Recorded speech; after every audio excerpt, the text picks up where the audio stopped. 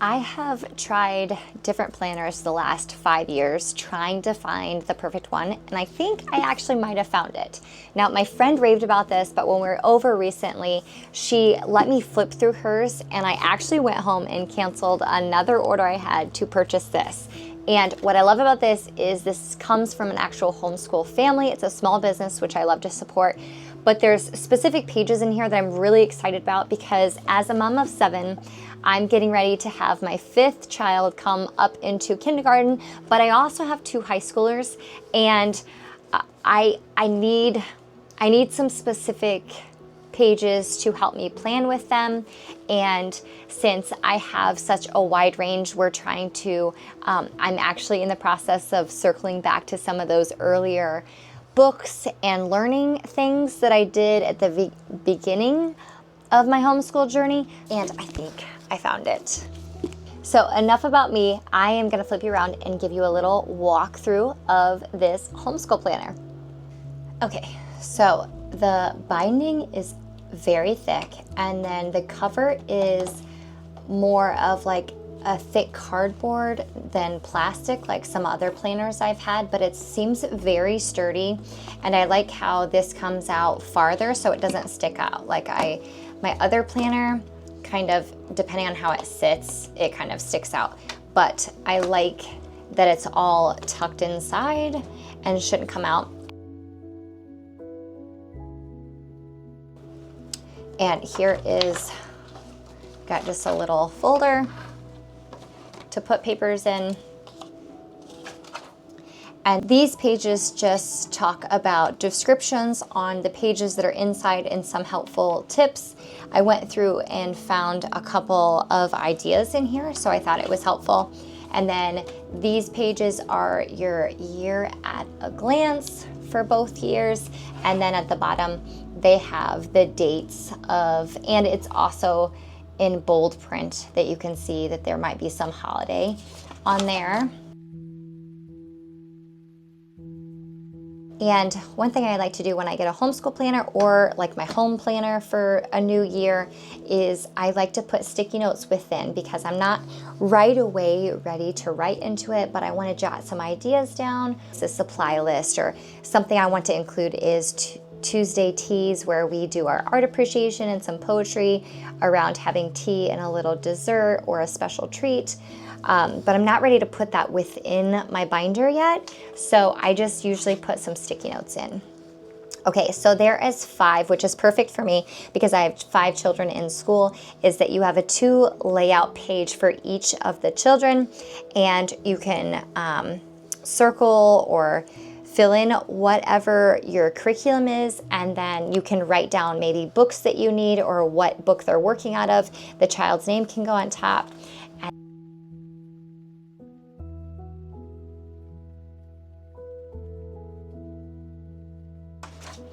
And then this is a page actually I started doing with my high schooler last year.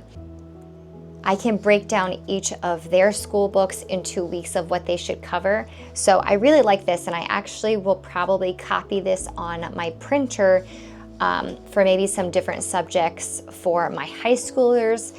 And then for my younger children that are together with history, I can kind of write down what their history plan for is each week. Because one thing I don't always do, and I really want to do this year, is sometimes I get burned out by Christmas and I don't want to plan for the second half of the school year. So I'm trying to do all of my upfront work now so it's a smoother ride. And you have a page for each of the children. So if you wanted to do, if you wanted to just write into all that, you can. Like I said, I might print off a couple of these to have to give to my high schoolers with their different subjects. So that's an idea. And then this is new for a homeschool binder that I have never seen in one yet, is an actual page for a loop schedule. So I would normally use this for our core subjects. I would do maybe we do poetry and things that we don't do every day, but we pick it up a few times a week. In the front here, she talks about how she uses this loop schedule is basically a low-stress way to establish a flow in your homeschool day or even on certain subjects. I personally create a loop schedule for only non-core subjects like art appreciation, music appreciation, poetry, nature study. It's a huge help for my morning time routine where we slowly loop through the subjects without a strict schedule. On Monday, we might do 20 minutes where we get through one subject. Tuesdays are busy, so we pick back up Wednesday where we left off, but spend 40 minutes doing morning time and get through 3 subjects. It's very flexible. And then she says you can, of course, do this to the core subjects also. So back to my page. Okay. So again, I'm using my sticky note, and we are going to start Plutarch. I have never done Plutarch with my children, even my high schoolers. And then our read alouds, I will have more than one read aloud this year, so we're just going to loop through that. And then we have some Bible things and character building that I want to go through. So we might not do that every day, but I want to put it on a loop schedule, so we're making sure we're going through that throughout the year. So I'm not exactly sure on this, but I know I want to use it. So I just need to plan this page out a little bit more since it's the first time I'm gonna use that. And then of course there's one for each of the 5 students. And then here is a daily master schedule. You can actually map out your subjects per day. We follow a Charlotte Mason approach, and in years past what I've done is I've had to kind of schedule, not necessarily time blocking, but schedule the rhythm on what child does what, because I was having some frustration where everyone wanted to do math at the same time, and I was getting pulled into directions of everyone needed help with math at the same time. So some of my younger children, I was telling them to do their copy work while I work with another student that was doing math, and then they would flip-flop. So then I was just bouncing between kids, and not everyone was needing me at the same time. So again, I might use this more of a schedule rhythm of subjects and not necessarily time blocking, but absolutely you can also do timed. If you start a timer for maybe reading for 20 minutes, that would be a good way to use this too. And then again, there is a schedule for every student. And then I love this to memorize, because I feel like in years past, even with the Charlotte Mason, you memorize a poem or some Bible verses, but sometimes we learn them really fast and sometimes we learn them slow if they're a longer poem.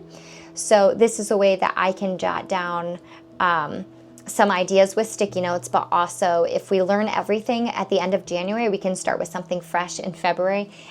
The next pages are for field trips, so you have just 1 page of field trips, and then again, nothing's planned out officially yet, so I have some sticky notes so I can write some ideas down, and then when we actually get some field trips on the calendar, I will fill this out. But it's nice to look back on what we've done in the past and what we want to do. And then there is pages for family read alouds and then independent reading lists, which is great because I really like to keep this for my high schoolers that read a little bit more than the other kids. And I can also keep track of the family read alouds because, again, I'm starting to loop back because I have high schoolers and a child going into kindergarten. So we are starting to loop back to some of those favorite books from when the older kids were younger. So I need to revisit our family read aloud pages I've done in the past, and then I like to keep track. And then I love this, that there's own, buy, or library, because a lot of books we get from the family read aloud, but then I will highlight them and add them to our list to buy for our home library.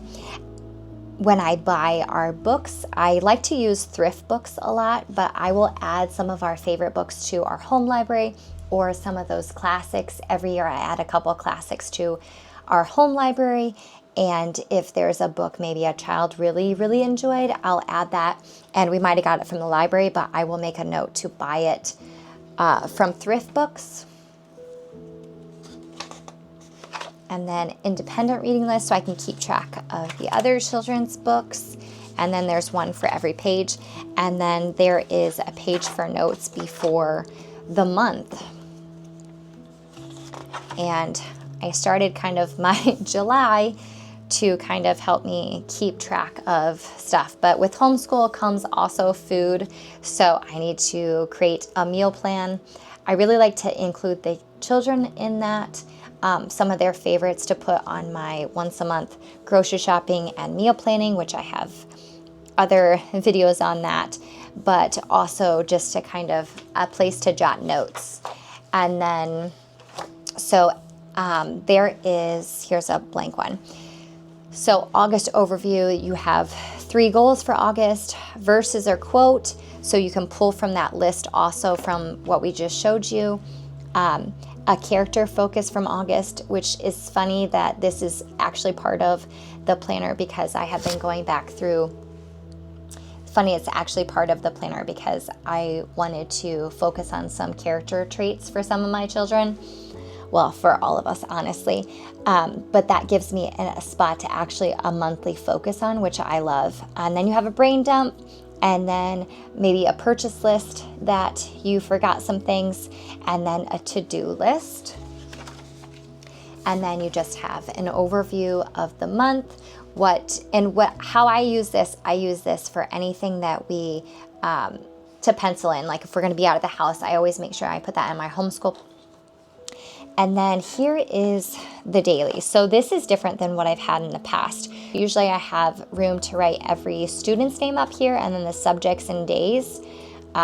This is set up for the day and then the subject and but this isn't a ton of room. So what I'll have to do is write the subject. Here, let me go back. I would write math, and then all the other subjects that we did, and then the child's initial, I would just write and then write what they did. And that way I have a record. And with my 2 high schoolers, they will get their own actual planner. So I won't have to necessarily write their items in here. They'll keep track of that their own. And then every month has the same overview. And then in the back, this goes up to June, but you will have a record page in the back. And that is an attendance record, which I think is great because it's way easier to keep track of this way than having to count days throughout my planner.